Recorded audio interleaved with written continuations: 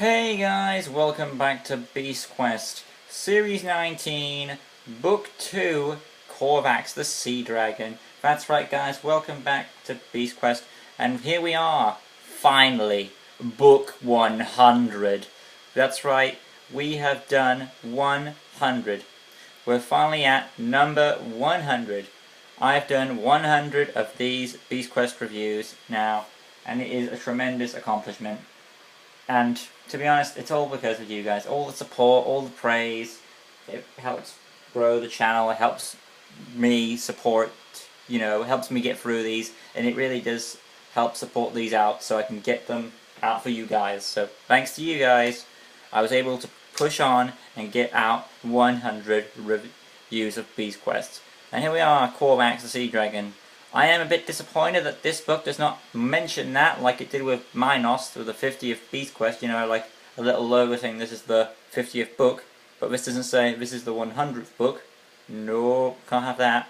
Oh well, though, that being said though, let's do it for the 100th time. This is Beast Quest Reviews. Tom and friends were continuing their journey to stop Jezrin from reaching the Well of Power, because if he did, he would become invincible, and that would mean bad news throughout the kingdoms. After defeating Beric and Quarg, Petra revealed she could track Jezrin's magic. They rode on Furno for a bit until Furno was getting weaker. It's probably because this environment is not suited for a dragon of his type. Tom instructed Furno to head back to Avantia to recover, while our heroes pressed on. They reached an icy cold coastline, and before anything else they stumbled into a trap. Tom and Eleanor assumed this was Jezrin, but Petra informed them that this was not his style, and just before they attempted to exit the hole, some strange lizard people emerged and accused them of stealing their leader's son. Of course, our heroes said they didn't know anything about this, but once the leader himself fell in the hole, Tom used him as a hostage. In exchange for their leader, they would drop their weapons and lower a rope in the hole, in which they did, and they informed next time they met they would be as enemies. Who wants to bet this missing son has something to do with Korvax? Probably does, right? Because this has happened a few times before. Our heroes ventured forth, and after fighting the cold, they encountered Jezrin. They got into a brief scuffle and were able to make a retreat to a cave, where they spotted some paintings of dragons. Then further down the cave they met more lizard people. They explained that they respected the beast around these lands, the dragon known as Korvax. She would attack them if they didn't enter her domain, the icy waters. They also mentioned stuff about Jezrin's master being here, but then the lizard men they had encountered earlier had returned and reclaimed their weapons, and a fight was about to break out. I thought Korvax was a male, but no, he's a she, apparently according to the people. But before the fight could take place, the Elder broke it up, saying that the humans could help them get the Simon back, the young boy, who Tom mentioned could have been taken by Jezrin as a distraction, while Jezrin drew closer to the Well of Power. But then everyone had heard a fierce roar. Korvax was approaching. Tom and the others soon met her, and she was a dragon made entirely of ice, which I found confusing. With the cover giving off all this green colour, they then explain that it's the stuff that's behind her that determines her colour. So all this green and blue we're seeing is not her skin, but the environment that's behind her, essentially. But there's more. Not only could Korvax breathe ice breath, not only was she weak to fire, but it seemed when she swallowed her victims, they remained undigestible, frozen in her ice belly, and one of those victims was the young lizard boy. Tom does get a badass line, "I fear no beast." There was Simon. Well, Simon, wait a minute, I know his name. I'm going to call him Simon, if I could try and remember that. Yeah, Simon.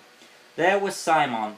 The sea dragon retreated back to the sea, and a rescue operation was sent out to save Simon. Tom, Eleanor, Petra, Rourke, and Vax, who was the boy's father, took a boat and went to go after Korvax. They were given some flints so they could make fire whenever they needed. After some rowing, they found Korvax, and after tying a rope around her tail, it was revealed she could melt parts of her ice body by a mere thought, and simply regenerate a new one. With Korvax coming back, Tom, being a badass, jumps into the freezing water with Nanook's bell to protect him. Tom was ready to fight Korvax, but he forgot about his crew. That's kind of a bit silly. I do like this bit where Vax says, "Have you dealt with Beast before?" And Petra replies, "He's beaten hundreds." Now if you're going off the main series just on its own, it's 99, but if you're going the overall full series, then yes, Tom has beaten over 100 beasts. But I do appreciate that line was in there for reaching 100 main books. However, one wonders why they didn't mention that on the cover, like with Minus, like I said before. Tom saw that Korvax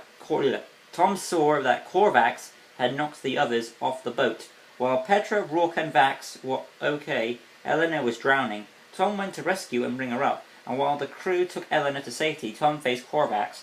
He jammed his shield between her teeth, which caused her to retreat.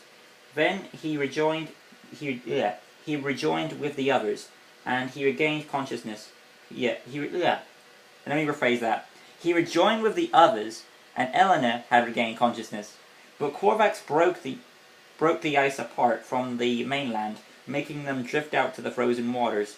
Rourke delivered a torch, and Vax explained they needed the torch as it produced heat, which keeps Korvax away. Then Tom got an idea. He heated up his sword and threw the torch into the ocean.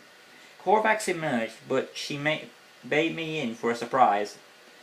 Tom timed his moment, and just at the right second, and wounded Korvax badly. He clung onto the sea dragon for a wild ride, which resulted with her wing being chopped off. The two fell to the icy sea and dragged themselves out. Tom had lost his sword and shield, while Korvax was regenerating her wounds. Jezrin mocked Tom, as he was powerless, and it wouldn't be long before Korvax recovered.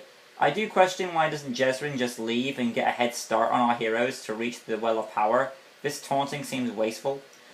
Anyway though, Tom was trapped under Korvax's claw. However, she couldn't eat him as Tom's shield was stuck in her mouth, blocking her jaws to shut. However, she could still crush him. But then, the entire tribe of lizard people came in with torches and pushed Korvax back. With Tom's leadership, they managed to melt this sea dragon and free the young lizard boy. Not only has they melted Korvax away, but they had also caught Jezrin. However, he escaped, and Tom said they had to go after him before he reaches the Well of Power. There is a nice joke where Petra makes a fun of how many Tom... Yeah, there's a nice joke at the end how Petra makes fun of the line that Tom always says, "Well, there's blood in my veins," and she's like, blah, blah, blah, let's just go. And, yeah, that's pretty much it for Korvax, the Sea Dragon. Overall, I think I did okay with it. Had a few scuffles here and there, but nothing too major, I would say. I really did enjoy Korvax. It was a nice book, and I did like it. Tom, being a hero, he does some brave things in this book, and some foolish ones, like jumping in the water and not thinking of his crew. Okay. And then, speaking of foolishness, Jezrin's an idiot. He has a perfect opportunity to...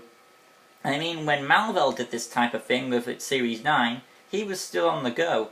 Was it Spikefin? Yeah, he had a water beast like Spikefin, and he was still getting closer and closer to the Eternal Flame. He never stopped to watch the heroes, to my knowledge anyway. But yeah, he always kept moving closer and closer to his goal, while Jezrin here is literally stopping and taunting Tom, and I'm not sure why. Don't you want to get ahead of yourself? But whatever. Eleanor, I do appreciate what she's given. She is getting a damsel in distress moment, but once that's over, she's a pretty good companion, like always. And I do appreciate that it's not just Tom who beats the beast, but the whole tribe goes in to rescue the young boy and help Tom out. Because without the tribe, Tom would have died, probably. I mean, you could say Eleanor could have saved his ass, but Jezrin was there too, so you probably like, if it wasn't for the tribe, Tom would have definitely lost, I would have said. But yeah, there's my little read-up on Korvax the Sea Dragon. Hope you guys enjoyed. If you did, make sure to leave a like, comment, go subscribe, all that good stuff. Hit the notification bell button right in the corner so you can stay in tune with all Beast Quest related topics, and of course other content on my channel. And next time on Beast Quest, we'll be continuing on with the Beast Quest series of Series 19, and the next beast that awakes us is Vetrix, the Poison Dragon. Till next time, guys, peace.